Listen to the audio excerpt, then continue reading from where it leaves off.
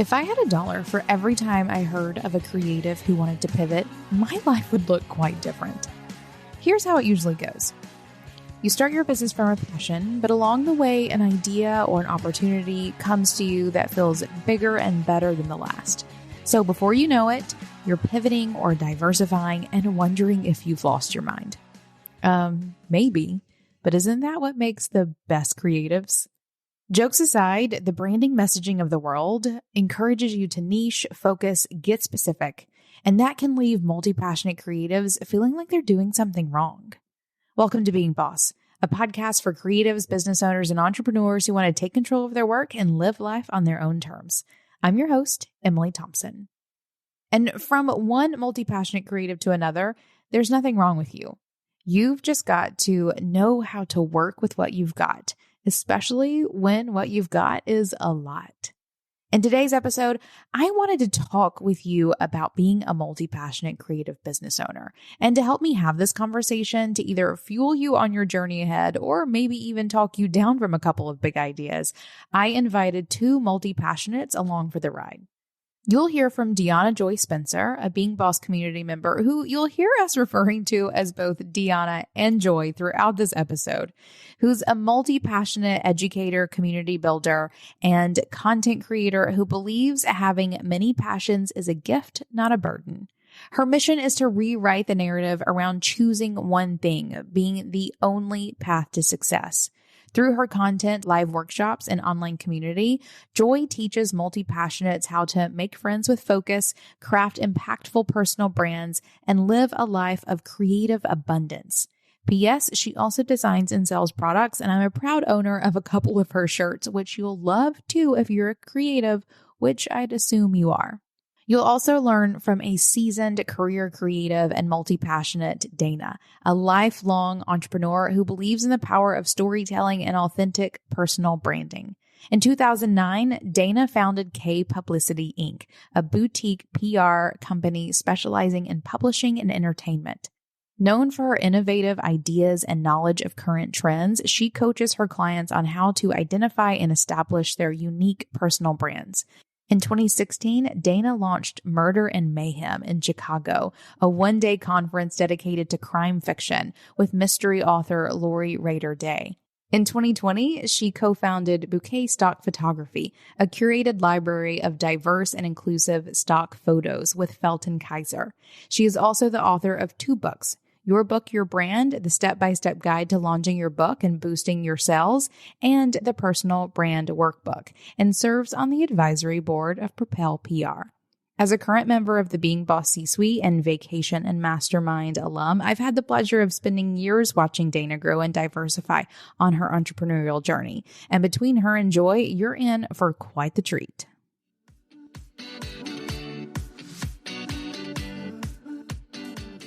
Dana and Joy, I am so glad that you have both joined me today. Welcome to Being Boss. Thank you for having me. I'm a longtime listener, first time interviewee, so I'm excited to be here. Same. So excited to be here. This is literally a dream come true. I manifested this experience and I am going to soak every single second of this in. So thank you for having me as well. Perfect. I will try not to disappoint then for both of you. No pressure. For both of you. Well, I have brought you both here today to talk about being a multi-passionate creative. I find that this topic can be kind of heavy with people who identify as being multi-passionate. I feel like so often we hear this, idea that we should be niching down, that we should, have one dream customer. We should just focus on one thing. And though I am quite a proponent of that, I also like to break rules. And I think that multi-passionates are definitely here to break rules. So I want to hear from both of you. I would first like to just do a simple definition of how you both think of being a multi-passionate. And I want to get really sort of narrow here with not just a multi-passionate creative, but a multi-passionate creative entrepreneur or business owner. So Joy, I'd like to start with you. How do you define this and what does this look like for you?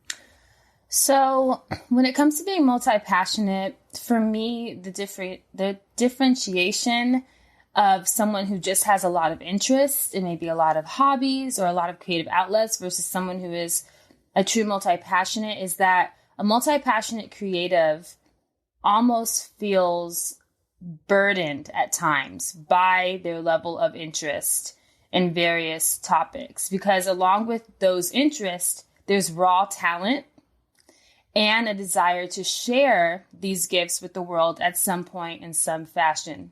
So there's a lot of time spent trying to figure out, how can I merge all of these ideas into one business model? What should I focus on next? Am I focusing on the right thing? Am I going to confuse my audience? If I have a new offer, is it too soon to have a new offer? So there's all of this kind of internal conversation about how to start to bring these interests and these passions into a space where you feel supported by them instead of confused by them or conflicted by them. So not to kind of start off on a negative foot, but a lot of those mental cycles of working through exactly how are you going to figure this out. If you're in that space, it's likely because you're multi-passionate. Because if you just have a lot of interests and a lot of hobbies, there's a little bit more clarity about what's working now, what fits in, and, you can just make time for the other elements later and do them as extracurricular activities, if you will. So the way that I like to define being multi-passionate is someone who not only has a lot of creative outlets, but has raw talent to go with those creative outlets and an inherent desire to share those passions with the world at some point.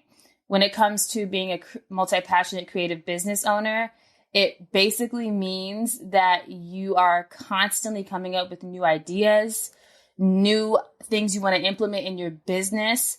And there's this sense of wanting to figure out exactly how that looks for you, knowing that it's not going to look like anyone else. But there can often be a lot of tension, which is why I'm glad we're having this conversation, because there's often not a lot of permission to figure out what that looks like for you. And there's more of like an inclination to follow a more structured business model. So that's how I would describe it.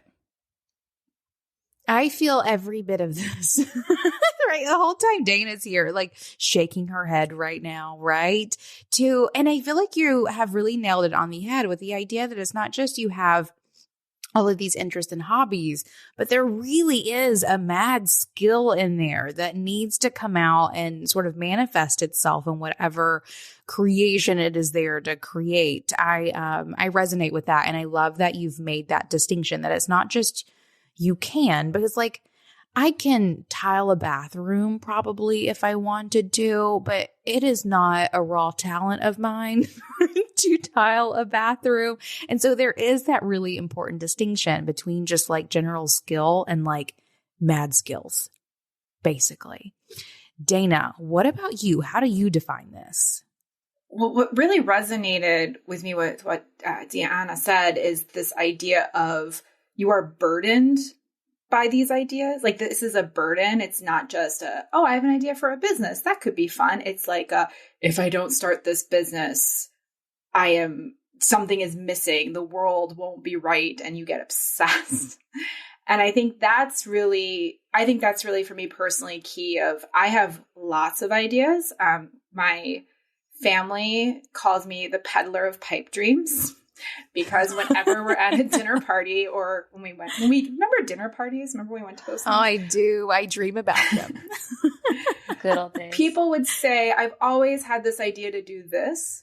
And I will pull them aside and said, here is how you get to this from where you are now, and just outline their business plan and their business model and talk to them on what they need to do. And also get really personally, emotionally upset when they don't do it. And I start to realize that people have ideas, lots of people have ideas and interests and things that they just make, or like Deanna said, hobbies, right?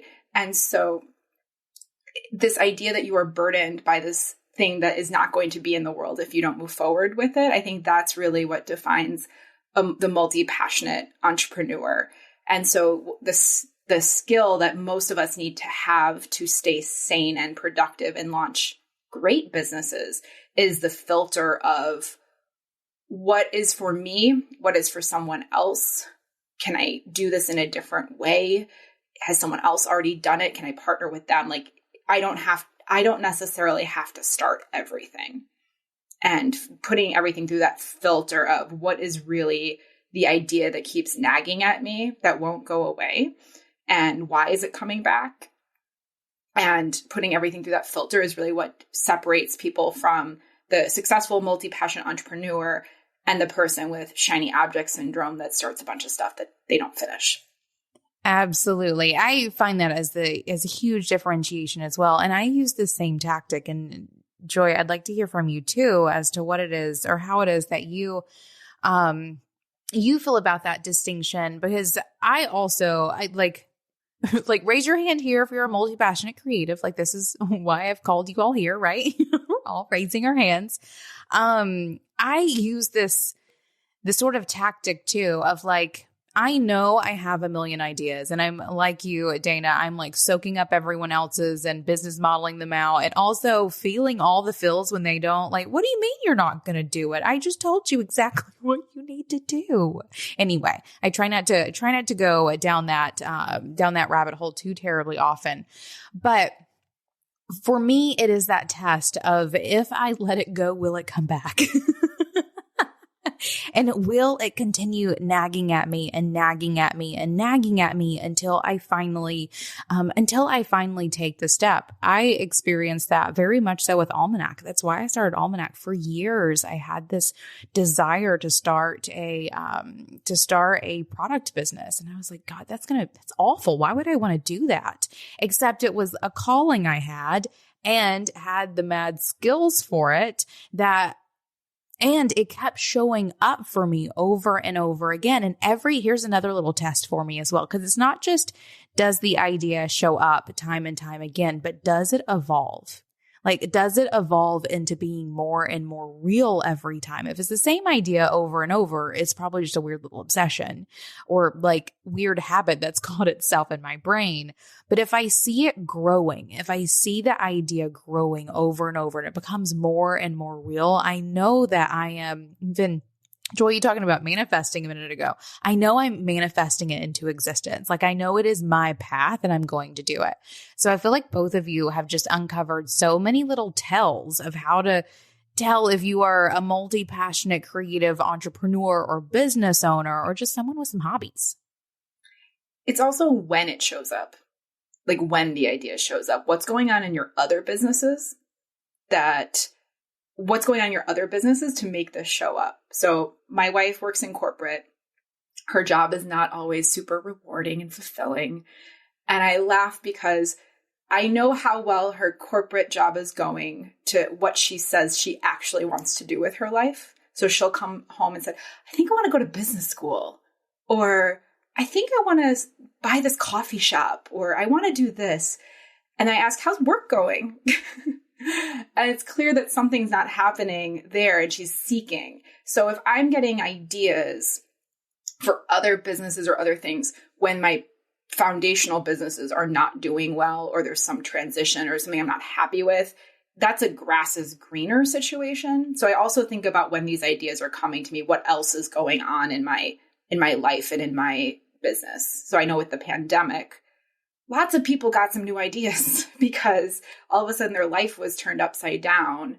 And some of them were good. Some of them were not so good. Some of them were just trying to deal with what was right in front of them. So I also think this filter of what else is going on when this idea shows up. Yeah. So what I think is so beautiful about this conversation is that as a multi-passionate creative, you become curious about your ideas. And you take the time to pause and say, okay, what is this idea trying to tell me? Does it feel like a distraction? Does it feel like a diversion from what I'm doing? Is this my subconscious that just really is afraid for me to follow through on something? So it's trying to pull me away and start another side project so that I don't fulfill what I'm currently working on? Or is this idea, I sent an email to my list recently and the subject line was, what shiny object syndrome is trying to tell you? Because I do think that, even like you said, Emily, it could just be like that nagging thing. I think even that nagging voice is trying to tell you something. And it might not be that there's a brand new idea for a business, right, to start, but it might be maybe you want to finally add a community element to your business because you keep thinking about, all these communities that you're in, or you keep thinking about this Facebook group that you've been running in the background and it's doing so well without you really putting effort. So you're starting to think about it more. Or, maybe you don't need to start a full-blown product-based business, but maybe every year you want to really curate some client gifting and you want to really spend some time making gift boxes for your clients and making them feel really special. So even those nagging ideas, if it doesn't feel like you can take action on them, are they trying to tell you that you can integrate something new into the structures that you've already built? Another thing I noticed about multi-passionate creatives is that we always want to start something new. And it's beautiful and it's exhausting. So it's like getting into the habit of thinking, okay, this idea seems really great. I'm going to write it down and I'm going to think about, first of all, is this truly a new idea or is it something I can integrate into a structure that I've already built? But I say all of that to say, this all comes from being okay with the fact that you have a lot of new ideas and being willing to step into conversation with those ideas, becoming curious about them. What are they trying to tell me? Can I integrate something? If you are in a state where you just think of your passions as distractions or these things that come into your life that are only pulling you away and, oh, I'm just so all over the place and everyone else has their one thing and I'm a hot mess, then you don't even enter into conversation. And so that's why whenever I work with a multi-passionate community, I always say this is okay. Like, it is okay to have a lot of ideas. It is okay. This is something that you are meant to lean into this and become curious about it. So I'm glad that we're having this conversation because there's someone listening who's like, I actually don't even think about my ideas. They run through my mind and they distract me or I act on them and that's it. So I'm really glad that we're discovering what's in the middle of all that. Absolutely. Because the conversation with yourself about your ideas also gives you perspective as to how it is that, or as Dana was saying, like what else is going on and deciding if those ideas are based on a true desire, like a true, like overarching desire or just a desire based on some circumstance in this moment. Right. Because I've found for myself, and this awareness has actually probably, I'll never forget the day Kathleen told me this. I was sharing an idea and she told me, she was like, I think that you are having this idea and feeling so compelled by it because everything else is running smoothly. So even like a juxtaposition to, something being difficult in your business, and you thinking about how you can go off and do something else. For some people, it's that maybe you just love the adrenaline of starting something, right? And I know that I can get into that. And so even for me, it was having that conversation with a business bestie and having that reflected back to me. But it's also given me so much more context around whenever I am having ideas.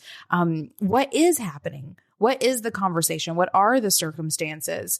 And I completely agree that that clarity of the relevance of your ideas absolutely comes with time and space. I think if anyone is finding themselves, just immediately acting on each and every idea that you have, pause, like hold your horses a little bit because so much more goodness can come from giving it space. And, we always talk about, launch before you're ready and like all these things. And there is still some relevance to that, but give your ideas some time and space. One of the things that we do, and I've talked about it here before, we do this at Almanac, especially because there are 3 people on a team and we're all having all kinds of ideas for all kinds of products and, marketing campaigns and markets we want, well, maybe not markets anymore, all these things that we want to do. And with 3 people ideating constantly in one business, like we could go in a million different directions on any given day. And we will constitute times where like no new ideas, like we are just going to drive the bus forward on the road that we've already chosen. And then in the future, if we decide to, or when we decide to open up to new ideas, we keep all of those ideas that we're having all along the way in a notebook, and we'll go to that new idea notebook. We go through those ideas and we pull out any that still resonate. It also shows us that if we had acted on those 500 ideas that we had in those 6 weeks that we were taking note, new ideas, we wouldn't have succeeded at anything. It's a really powerful exercise to give those ideas space and then come back to them whenever time has ripened them. And I don't think people realize that that is the work. I think people see the execution as the work, but actually it's the execution part, like the making the landing page, the email marketing campaign, whatever it is, that's just that tip of the iceberg. Everything else, that's what takes the ideating, the marinating, all of those things, that's what takes a lot of time. I share the story of, I have a book out and I wrote it in 8 weeks. And when I tell people that, they're like, what? 8 weeks? Like, how'd you write that book in 8 weeks? But the fact is I had been outlining and note taking and jotting down and thinking about that book for a year. And then the execution part, when someone gave me a book contract and said, can you have it in 8 weeks? That's what did it. And that's what made me able to run with it. And so I think people don't see all that other part, and they don't necessarily think of that as work. They don't think of the walking around the block, thinking about what this would look like, who this would be for. They don't think of that as work. They think of it as daydreaming. But daydreaming is so much of what we do, and it's so necessary in order to actually execute. So you may think that the putting the things into the machine and doing the work and launching it is the work, but actually it's just the tip of the iceberg. And I will say too that I feel like the work of the entrepreneur is the discernment of those ideas. Right? It's about choosing the right ideas or choosing the best ideas or the most relevant or the most impactful or whatever. It's not implementing all the ideas or who can implement the most ideas, the best or anything like that. It's about implementing the best ideas. And I feel like that's what really differentiates between just the multi-passionate creative who's like a hobbyist and, you know, trying and fiddling a lot of things, and someone who is like making an impact in every sort of decision or business or whatever it is that they decide to discerningly, is that a word? choose and run with. Yeah. And not reactionary. Yes. Right? Like they're not just having an idea. I think we saw this I'm in the publishing industry. We saw this in publishing when the rise of Black Lives Matter, and all of a sudden every publisher and author and everyone wants to create more equity and diversity in publishing, and they needed to be quick about it. And they didn't take the time to ideate and think about how are we going to change the system and not just make people feel good or not just be performative. They just reacted. And so we as entrepreneurs sometimes are like, this needs to get out now. We're very reactionary sometimes. And I think that taking that time to do it right, to make the best impact it's going to save you a lot of headache later, but also it's going to create the change and create the impact that you actually want to make. So I would like to be a little bit of a contrarian here and offer a different perspective. Please do. I actually think that there is room for both. I think there is room for the picking up, the putting down, the fiddling around, the not knowing what you're doing, the trying things out, seeing what fits, starting things, stopping in the middle because it didn't feel right, moving on. I like to call this the Joy Knows How Froyo method. Joy Knows How is the name of my business. So, because remember frozen yogurt shops, there was like this thing in the world where you could walk into a frozen yogurt shop with like other people. It was amazing, if you recall.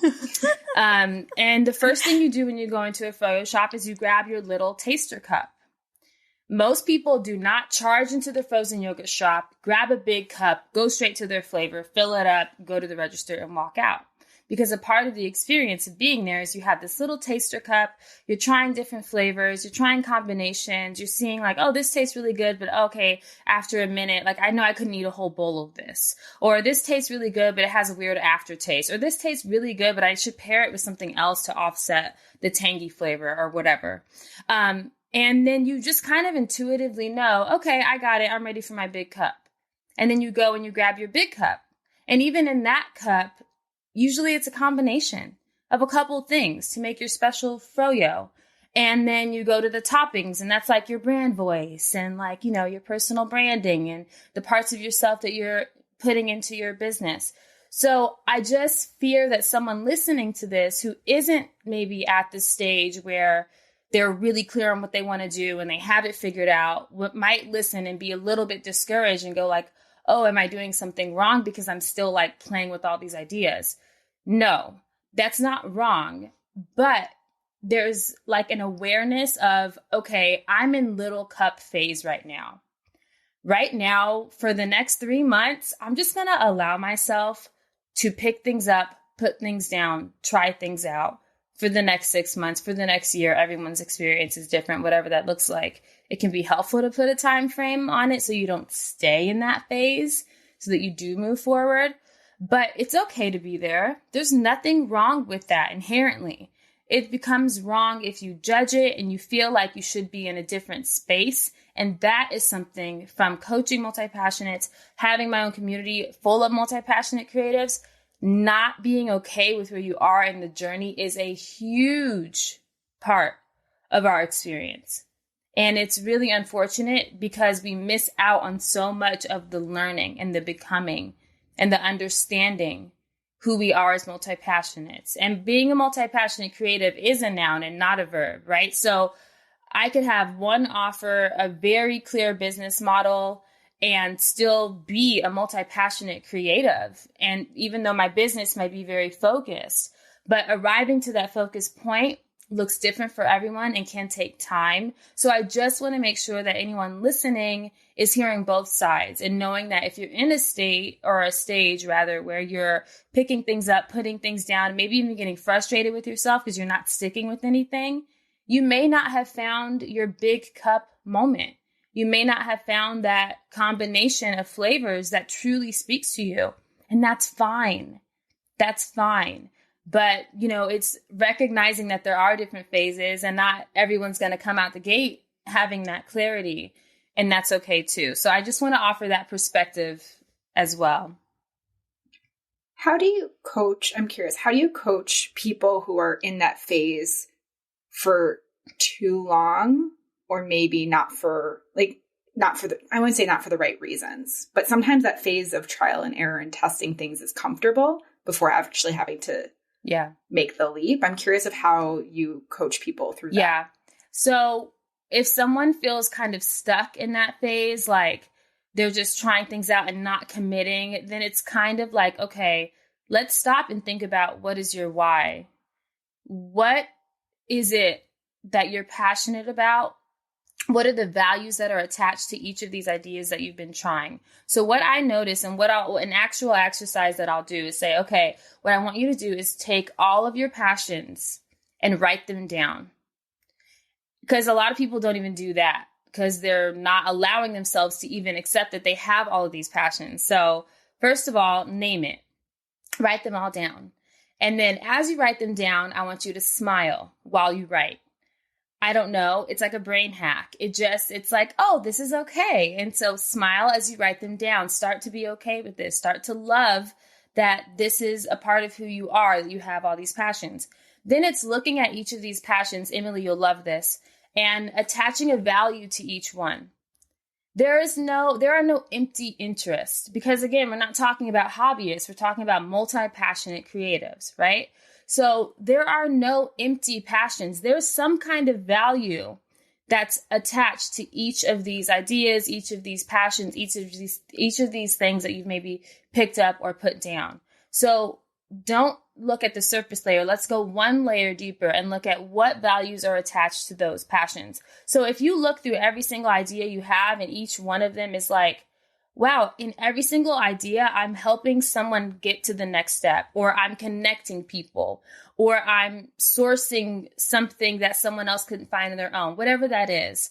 And there typically is some kind of golden thread that someone cannot see themselves. But when you coach them and you are able to offer that mirror, right, which is the beauty of consulting, coaching, and working with people, is you can be that mirror and you can say, okay, so I just want to say, looking at all of your passions, to me, you are someone who really values creating a team setting where it doesn't exists. I'm just making up examples or something like that. And so once you land on what that golden thread is, then you can start to go from that place and say, okay, how can we create a business model or an offering that feels really aligned to what your core value and this golden thread between all these passions is? And I never, ever, ever say to a multi-passionate creative, let's choose one thing. If you ever hear me saying that, it is a secret code. It is a cry for help, and come and help me, because I will never say that, because that will not land for a multi-passionate creative. You're essentially telling them, I need you to not be yourself. Do the opposite of what your intuition is telling you and just choose one thing. So I don't use that language. Instead, I'll say, let's create a season of focus.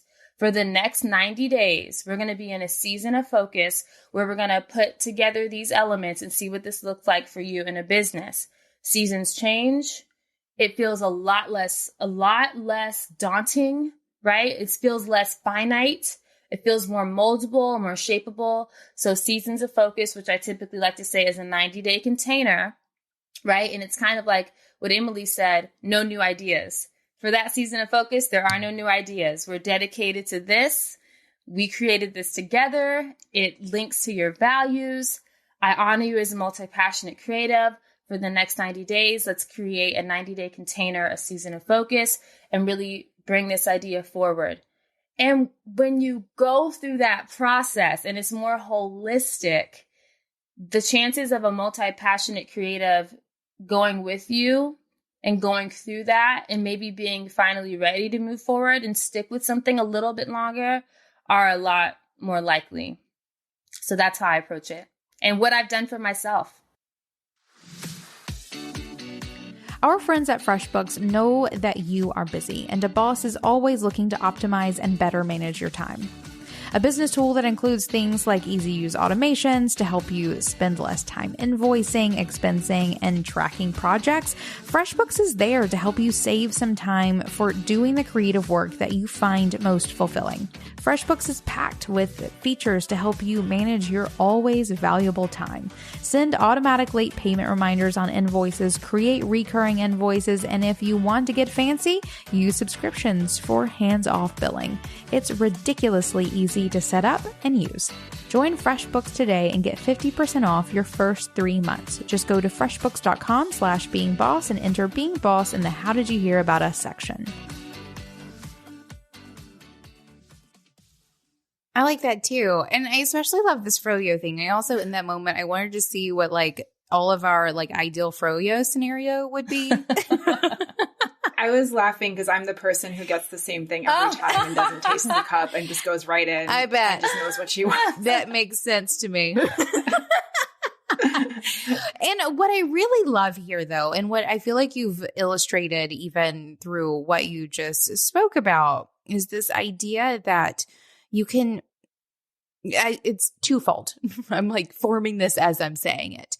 Twofold in that, one, there is this point of commitment, right? Like there's a point when you put down the taster cups and you get the big cup because you know what you want and you're going to do it. And there's this acceptance of a long-term perspective or vision. Whereas like, I'm going to choose this flavor this time, but I know next time I come, I can get a different flavor. Right. So it's knowing that you can sort of layer on your experience, your business, your offerings, your whatever, not by doing everything all at once, but by choosing these seasons of focus to, as your point of commitment to this skill or this like couple of skills or whatever, get that foundation built. And then you can start layering on top of it with this long-term vision. Because one of the struggles that I most often find beyond the mindset of I'm a multi-passionate creative and that's probably a problem is this, is the great sense of overwhelm that comes from being multi-passionate, from having all of these ideas, from having this desire to make them all, physical or whatever right now.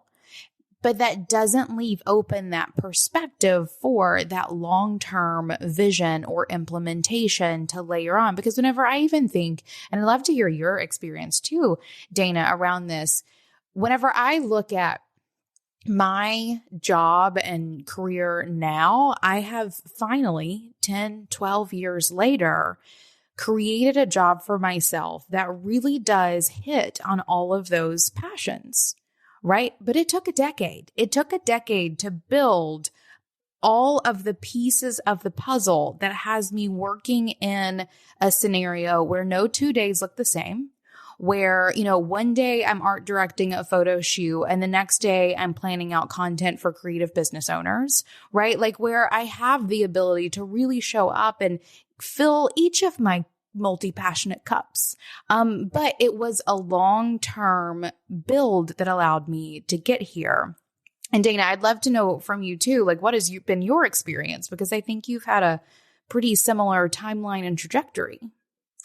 Yes. So I launched Kaye Publicity in 2009. So we're coming up on 12 years as well. And I think when we talk about passions, I think we are also constantly iterating what that looks like to us. So in the beginning, when I was first launching my company, when I was a baby, I was at the time a freelance writer and a book critic. And I knew this was 2009. So like recession, newspapers were filing for bankruptcy. Everything was feeling a little unstable. And I was like, okay, I need to make a switch, but what am I going to do? And so I went through this process, as like Joy was describing, of what do I like? What don't I like? What's pulling me here? And I said, I really, as a book critic, really love telling people what to read.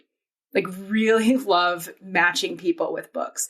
And so of course, book publicity and book marketing melded. And that's how Kaye Publicity was born.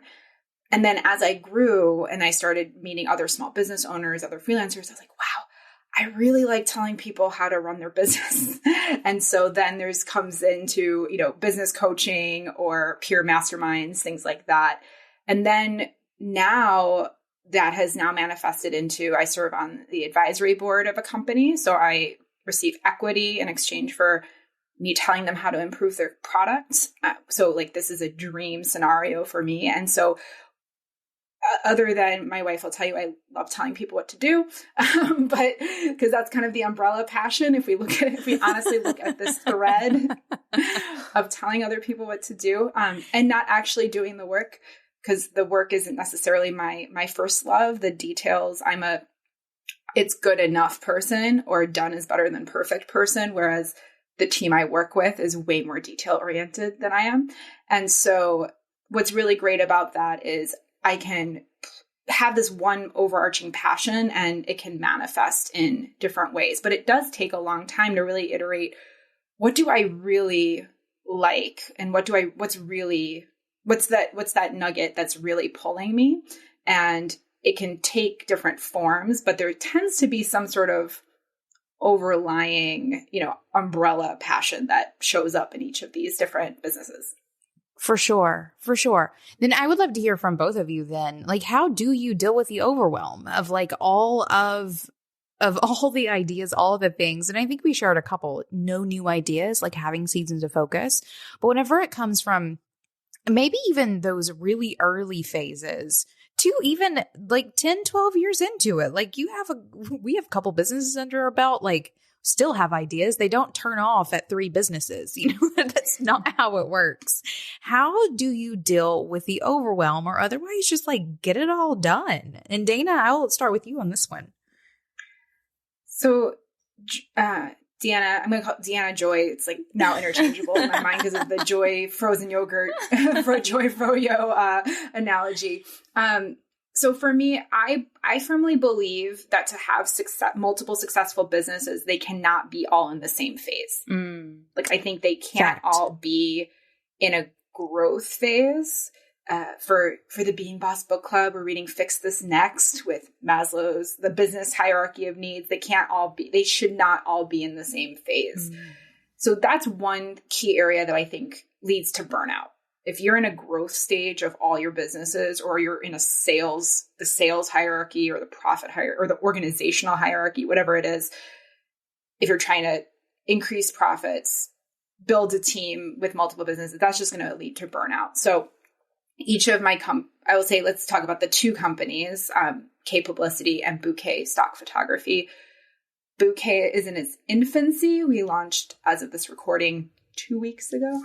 So it's very new. And so, whereas Kaye Publicity, as I said, is now almost 12 years old. And so I think that's how we balance that the needs of one company are very different than the needs of the other.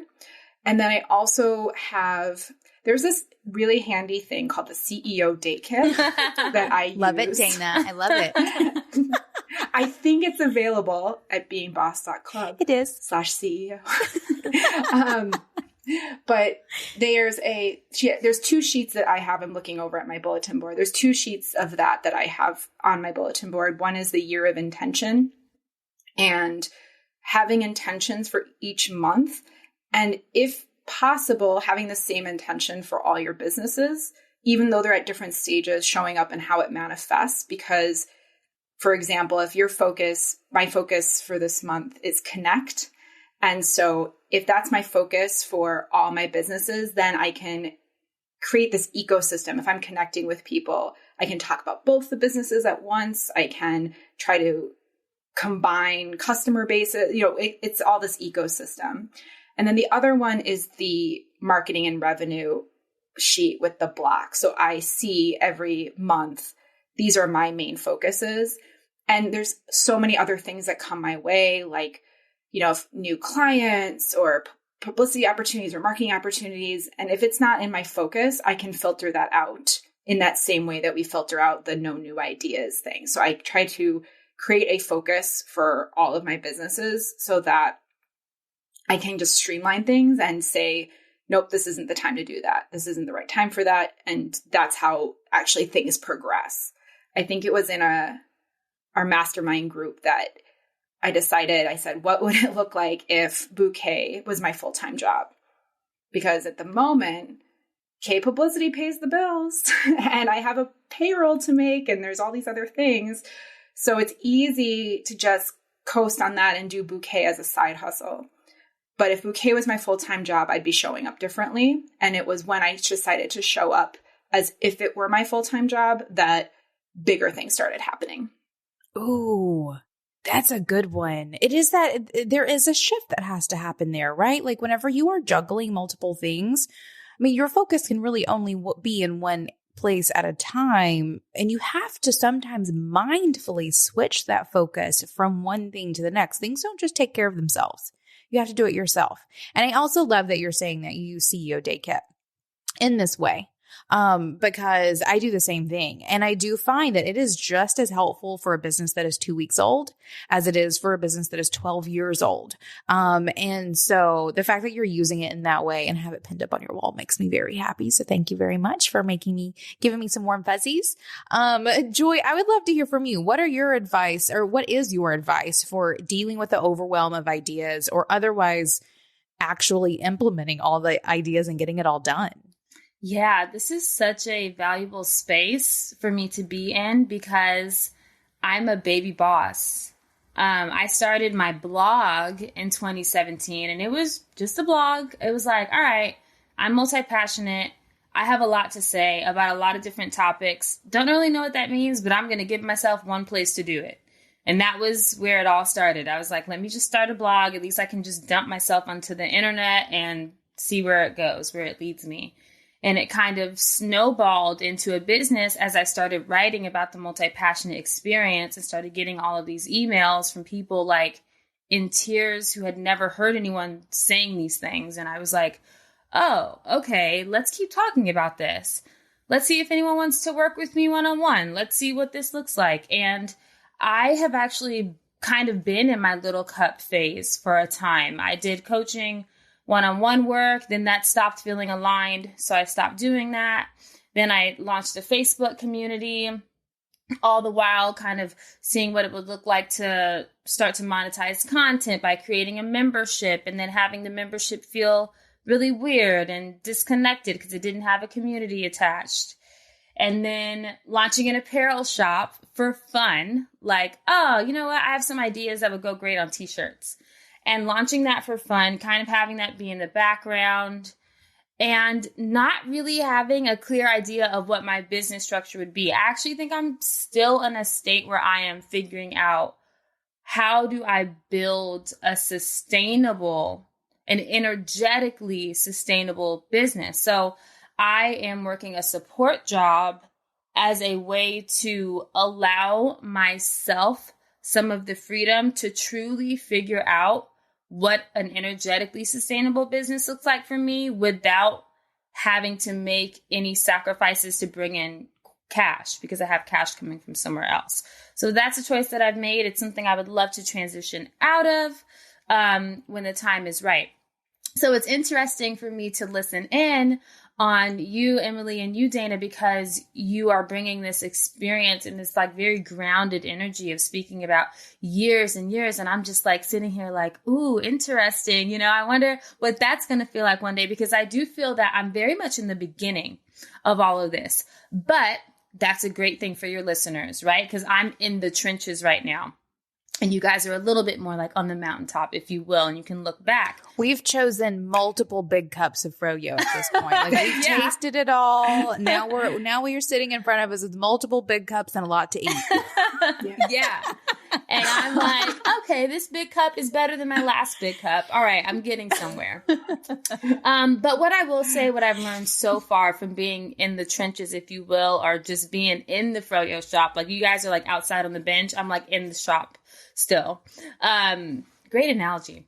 We still go taste sometimes. Not gonna lie. Good. And there's like other people eating our froyo now. Like there's like we have to get enough froyo to share with people. There's a lot to think about. There's a lot of places we could go with that. But the one thing that I can say that I have learned, and I learned a lot of this from understanding my human design better, actually, which is a whole nother conversation. But I pay attention to when I start to get my energy back. So, for example, I just launched my online community, the Joy Knows How Collective, which is a community for multi-passionates to come connect, engage with one another in a space that's completely safe to be multi-passionate, and then learn from me as a mentor and, you know, work through content together.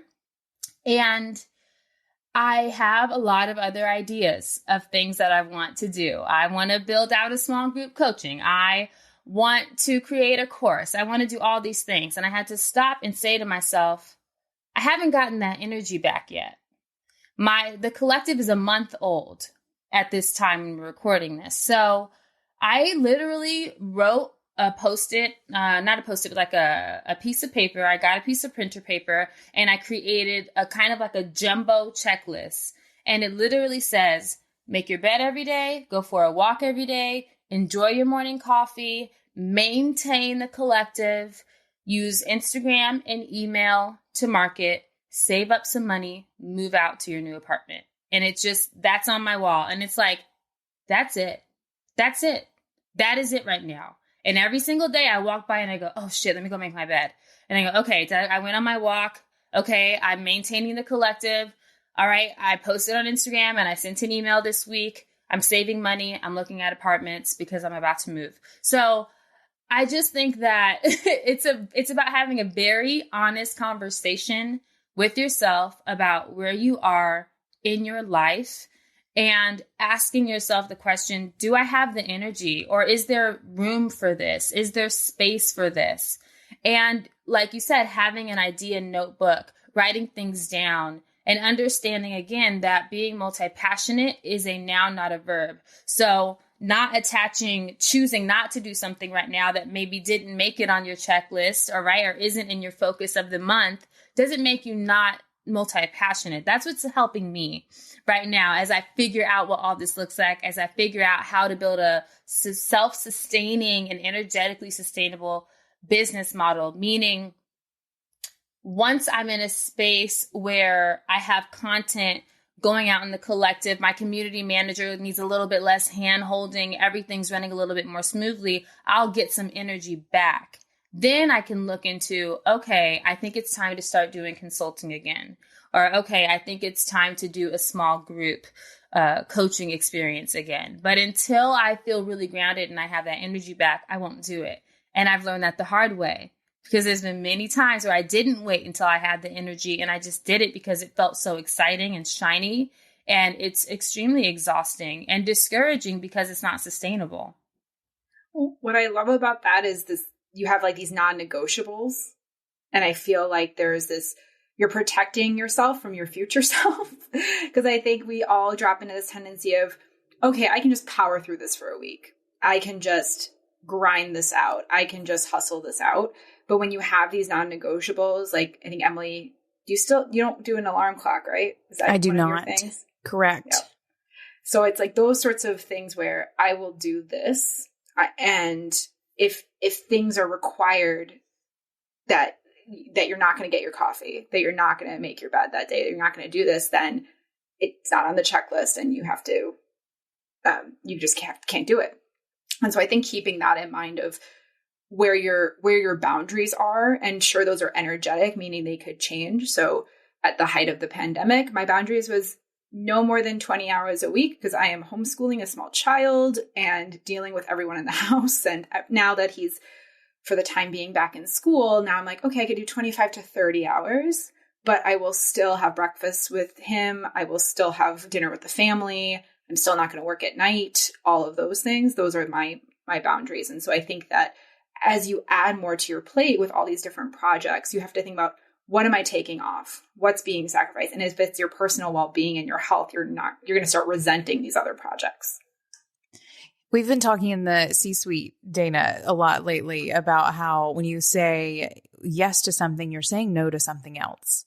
And vice versa. When you say no to something, you're saying yes to something else. And I feel like that's a very powerful mindset for anyone who identifies as being multi-passionate to accept, is like, you can say yes to a lot of things, but for everything you're saying yes to, you're actually saying no to something else, and vice versa.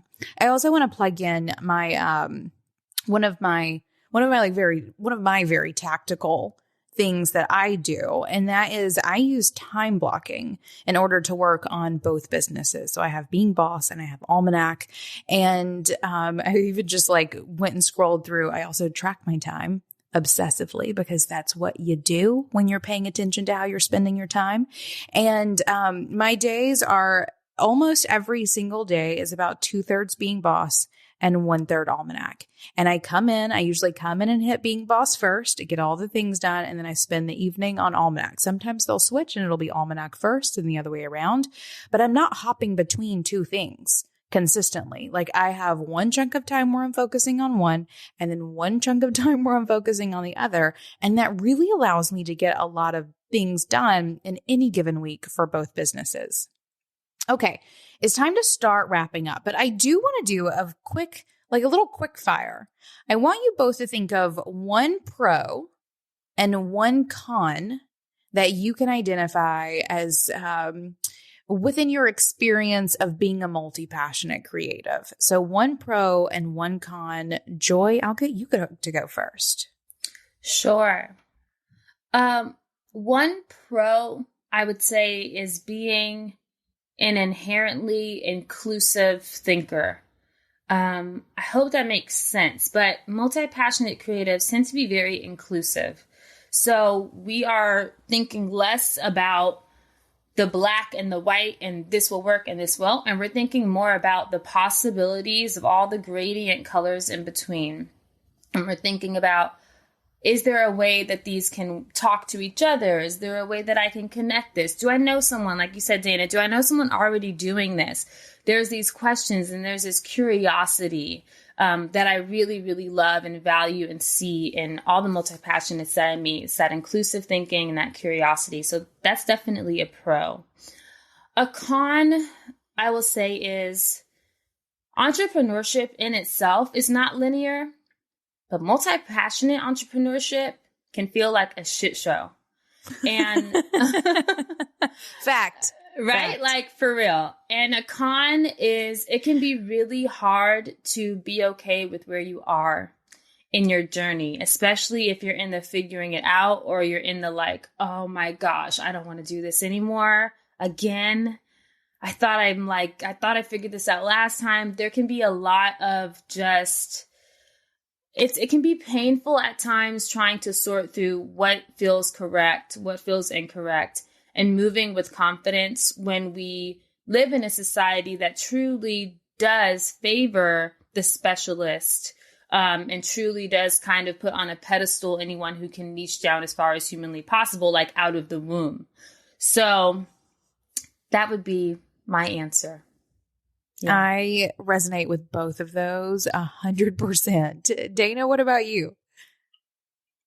So I think, at least for my businesses, I think the pro is creating that ecosystem. Is that when you have multiple businesses, even if they're different, if they can serve multiple purposes, that's really beneficial. So for our PR company, I represent authors and books. I also founded a writers conference. So guess what? I can get my clients on that writers conference. I can get new clients from that writers conference. With the stock photography company, a lot of that was bred out of our clients who have blogs and newsletters and websites not being able to find diverse and inclusive photos. And so now one of our clients is launching an e-course, and she just sent me the slides. Guess whose photos she's using? She's using bouquets. And so I can create this ecosystem of moving people back and forth through the different companies. And so even though there is a distinct audience between bouquet stock photography and Kaye publicity, there is some overlap that it can serve multiple purposes. And even the company I'm on the advisory board for, Propel, it's a CRM software for PR professionals. So we use it as my PR agency. And so I like to create all of my businesses.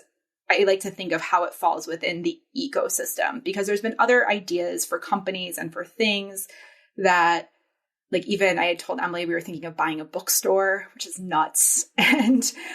But it would fall into this ecosystem. So I think that's one of the pros, is when you're multi-passionate, when you're really clear on what you're passionate about, these different business ideas and different services and products tend to fall within this bigger ecosystem. So that's the pro. For the con, Deanna, I fully agree with that. I'll just second that. I also think it can be, to kind of tweak that a little bit for me, it can be, as someone who is responsible for coming up with taglines and elevator pitches and personal brand messages for people, it can be tricky when you have multiple businesses. It's not impossible to get to the core of what you do, because I do believe we have some core values that resonate. But when people want to know who you are and what you do, it can be difficult to lead with something. Emily, I think you mentioned this on an interview, that you think about the audience. So whoever you're talking to, that elevator pitch may change. But then you may not realize that that person actually is more of a bouquet person and more of a Kaye publicity person. And so I think that first introduction, and I think a lot of us will get lazy and just, when, in the party of like, what do you do? I'll be like, I'm an entrepreneur. Or I default to like, I have a PR company. That's what I say. And it's like, that's not descriptive. That's not that interesting. And it's alienating like someone who could be interested in these other things. So I think that's some of the challenges. How do you introduce yourself? How do you present yourself? How do you show up that encompasses ideally most of your businesses? I resonate with all of that too. 100%. I don't know what I do. I still don't have an elevator pitch. 12 years into it, and it's fine. It's fine. All right. I want to share two of mine as well. So my pro is infinite possibilities times infinity, right? Which is like not even real, basically. But one of the great things about being your own boss is that, and starting your own business, is that, infinite possibilities. You can do whatever you want. Whenever you can do that multiple times over, it's infinity times infinity, right? There's no stopping you. And especially with some of that raw talent that you were talking about, Joy, like there really is just so many things that you can do. But I didn't even think about the ecosystem, Dana. I will say bosses are some of our best crystal buyers at Almanac, for sure. And then my con, I'm actually going to go back to something that that Joy was talking about earlier. For me, it's feeling frayed. It's feeling that diffusion of focus. It's juggling all of the things. There is an extra level of energy management that you have to be in control of if you are going to, I think, successfully pursue multiple endeavors. And that requires a lot of hardcore self-discipline and boundaries and all of the things. So those are my pros and cons. I appreciate both of you so much coming and having this chat with me. I do have one question to wrap us up for each of you. Joy, I'll start with you. What makes you feel most boss? Ooh, oh, sorry. I'm like just chills all over because I've been listening to your podcast for years. And so, wow, what an honor to be able to answer this question. What makes me feel most boss is having a day where I can just do whatever I want to do and where I'm in control of my time. I say that because I am still working a support job. So there's a whole lot of conflict that comes with that of just where my time is going. So on those days, on the weekends where I can wake up and live out my ideal day, be it, maybe it only happens once or twice a week, that's when I feel the most boss because it gives me a glimpse into what my life will be like when I do step into being my own boss. Good answer. Good answer. You were ready for that. You were totally ready for that. Dana, what about you? I think the days where I am wearing my CEO hat all day. I think the days when I am working on my business, having calls with Propel, having calls with the team, and just working on the business and not in the nitty gritty, and wearing my visionary CEO hat all day are the days that I feel most boss. I love it. Thank you both so much for coming and hanging out with me. I hope that all the multi-passionates that have been listening to this, one, know what you're in for, and two, feel like you have everything you need to pursue all of the relevant ideas and dreams that you have. You got this. There you have it, bosses, a primer for anyone looking to embrace the multi-passionateness. In this episode, we mentioned a couple of being boss things that I want to make sure you know how to find. First, you heard how both of these fabulous bosses are members of the Being Boss community, a place for creatives, business owners, and entrepreneurs to connect and talk shop.